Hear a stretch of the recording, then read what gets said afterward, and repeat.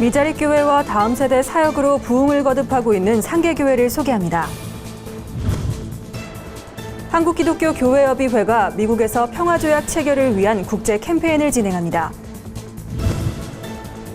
복지 사각지대에 놓인 수감자 자녀들을 섬기는 이경림 세움 상임이사를 만났습니다. 국제구호단체 기아대책이 전 세계 결연 아동들과 함께 희망 월드컵을 개최합니다.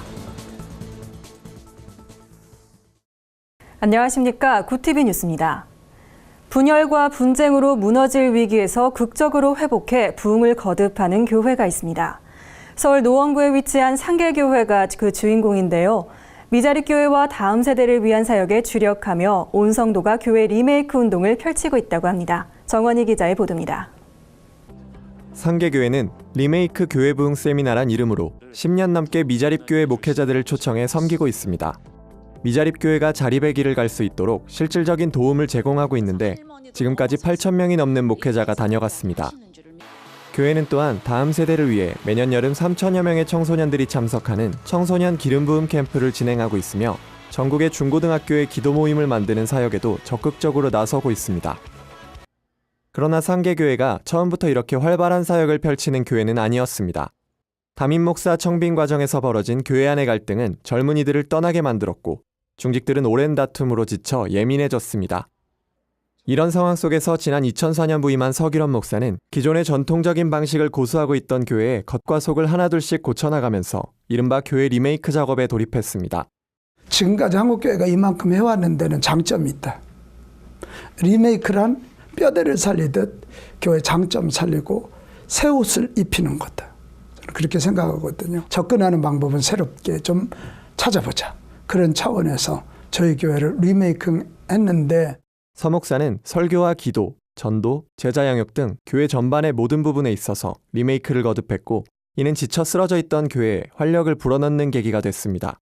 그 결과 지난 12년간 출석 인원과 재정이 5배나 성장하는 결과를 이룰 수 있었습니다. 교인들은 자신들만의 성장에 만족하지 않고 나눔에도 적극 앞장섰습니다.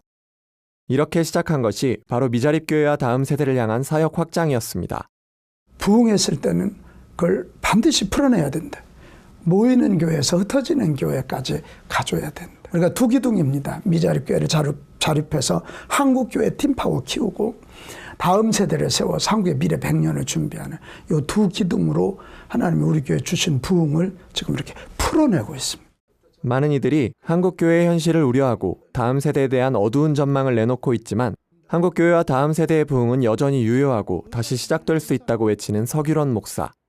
최근 교회의 성장 과정을 담은 책을 펴내기도 한 서 목사는 한국교회 목회자들에게 회복에 대한 용기를 주고 무언가를 한번 해보자 하는 희망의 기폭제, 축복의 통로가 되길 소망한다고 전했습니다. 작은 교회는 작은 교회대로, 큰 교회는 큰 교회대로 믿음을 가지고 한 발짝 뛰어야 된다. 할 수 있는 일 하자. 그러면 저희도 그렇게 큰 교회 아니지만 한국 교회의 미래를 걱정하고 한국 사회 100년을 걱정하는 교회로 쓰임 받는 걸 제가 체험하잖아요. 네, 정말 그 두 가지, 하나 용기 갖자, 하나 뭐래도 하자. 그 말을 꼭 저는 강조하고 싶어요. 구티비 뉴스 정원입니다. 한국기독교교회협의회가 한반도의 항구적이고 지속가능한 평화 구축을 목적으로 평화조약 체결 캠페인을 펼칩니다. 교회협은 지역교회를 방문해 평화조약 취지를 알리고 해외 파트너 교회를 방문하는 국제 캠페인도 진행할 계획입니다. 18일부터 미국에서 진행되는 캠페인은 김영주 총무, 노정선 화해통일위원장 등 23명이 참가합니다. 이들은 LA 지역을 시작으로 시카고, 인디아나 지역, 워싱턴 DC 지역에서 캠페인을 펼칠 예정입니다. 27일엔 백악관에 2만 명의 서명이 담긴 평화조약 청원서를 전달하고 미국 현지 언론과의 기자회견을 끝으로 모든 일정을 마무리하게 됩니다.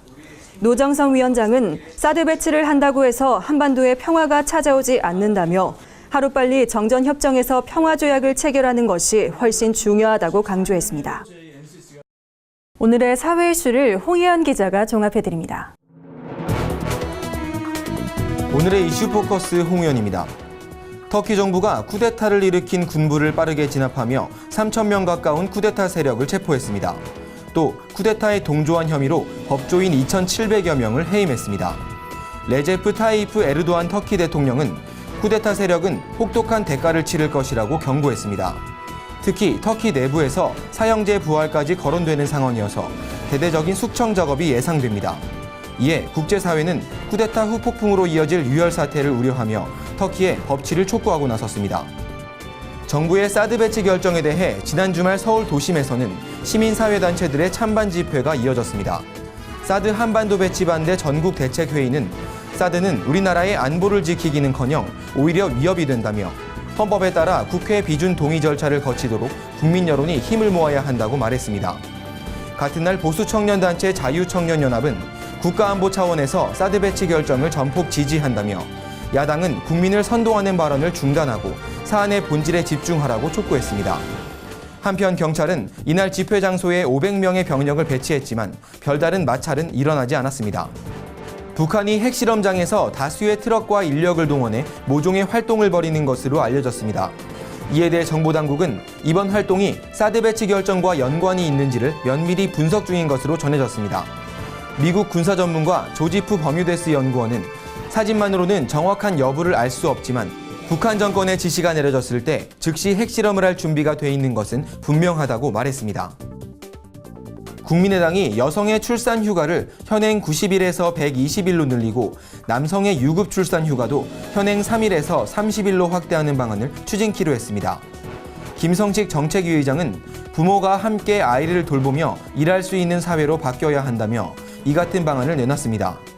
국민의당은 다음 주 내로 관련 법안을 발의하겠다고 밝혔습니다. 국내에서 치료받고 돌아간 몽골인 환자를 원격 의료로 관리하는 방안이 추진됩니다. 보건복지부는 박근혜 대통령의 몽골 방문을 계기로 몽골 정부와 이 같은 업무 협약을 체결했다고 밝혔습니다. 이번 협약에 따라 복지부는 한국에서 치료받은 몽골인 환자를 사후 관리하는 서비스를 개발하기로 했습니다. 또한 서울 성모병원과 이대 목동병원은 몽골 현지 병원과 원격 의료 협약을 체결하기로 했습니다. 구티비 뉴스 홍우연입니다. 부모의 잘못으로 수감자 자녀란 꼬리표를 달고 사는 아이들이 있습니다. 우리나라에만 6만여 명의 수감자 자녀들이 있다고 하는데요. 아동복지 실천의 세움의 이경림 상임이사는 수감자 자녀들을 섬기며 이들의 친구가 돼주고 있습니다. 김준수 기자가 보도합니다. 푸근한 인상의 고민형, 아동복지 실천의 세움이 수감자 자녀들에게 주는 선물입니다. 후원자들이 아이들을 위해 기도하며 한 땀 한 땀 바느질로 만듭니다. 세움은 가족의 수감으로 인해 적절한 보호를 받지 못하는 아동들을 지원하는 전문기관으로 지난 2015년 설립됐습니다. 전국의 수감자 자녀의 수는 5만에서 6만 명가량으로 추정되지만 정확한 실태조사나 지원의 손길은 전무한 상태입니다. 이경림 상임이사는 마가복음 9장 36절 말씀에서 영감을 얻어 복지 사각지대에 있는 수감자 자녀들을 세우고 안는 사역을 펼치고 있습니다. 정기적으로 아이들을 만나고 가족 캠프도 진행합니다. 이제 정말 가족이 회복하는 거. 회복이라는 것은 정말 가족 안에서도 용서와 사랑이 이루어질 때 회복이 되는 거구나. 그래서 그런 것들의 어떤 세움이 이렇게 다리를 놓는 거잖아요. 그런 다리를 놓는 역할을 할 때 되게 감사하죠. 수감자 자녀의 면접권 보장을 위한 인식 개선 캠페인에 주력하고 있는 세움은 건강한 신앙을 가진 멘토를 모집해 아이들과 1:1 교련도 맺을 계획입니다. 함께 울어주고 같이 손잡아주고 그다음에 누구한테도 이야기할 수 없었던 것들을 저희가 들어주는 거, 그게 저희가 할 수 있는 가장 중요한 일 중에 하나라고 생각을 해요. 아이들이 웃음을 되찾고 가정이 회복되는 모습을 볼 때 가장 행복하다는 이경림 상임이사. 이 이사는 크리스천부터 예수님의 은혜를 생각하며 수감자 자녀를 편견 없이 바라봐달라고 당부했습니다. 조금 더 일단 기본적으로 수용자 자녀와 가족에 대한 것들을 이렇게 판단하거나 정죄하기보다는 먼저 다가가야 되지 않을까. 구티비 뉴스 김준수입니다. 국제구호단체 기아대책이 결연아동들의 잠재력 발굴을 위해 희망 월드컵을 개최합니다. 이번 월드컵엔 전 세계 10개 국가에서 선발된 110명의 아이들이 참여해 경기를 치를 예정입니다. 희망 월드컵 TF팀 구창의 팀장은 아이들이 공 하나만 있어도 잘 살고 못 살고를 벗어나 즐겁게 놀 수 있다는 점을 생각해 희망 월드컵을 기획하게 됐다고 말했습니다. 특별히 이번 행사엔 여성 선수도 참가해 모든 국가가 혼성팀으로 경기에 출전하게 됩니다. 안정환 MBC 축구해설위원이 대회장을 맡았고 이용수 대한축구협회 기술위원장과 이영무 고양 자이크로 FC 감독이 명예대회장으로 참여합니다. 개막식은 오는 9월 6일 오후 7시 서울 송파구 SK 핸드볼 경기장에서, 결승 및 시상식은 9일 오전 대치유수지 축구장에서 각각 진행됩니다. 선수들은 8월 31일 입국해 롯데월드, 한강공원 등을 방문할 예정입니다. 오늘의 간추린 뉴스를 김지련 기자가 전해드립니다. 간추린 뉴스입니다. 한국기독교총연합회가 한반도 사드 배치 결정을 찬성하는 성명을 발표했습니다. 한기총은 사드 배치를 놓고 국론이 분열되어서는 안 되고 사드 배치를 통한 안보 효과를 기대해야 한다며, 사드 배치는 북핵이 완전히 폐기되고 자주국방이 완성돼가는 단계임을 수용해야 한다고 밝혔습니다. 한국교회연합이 할례산업 육성 정책을 즉각 철회할 것을 촉구했습니다.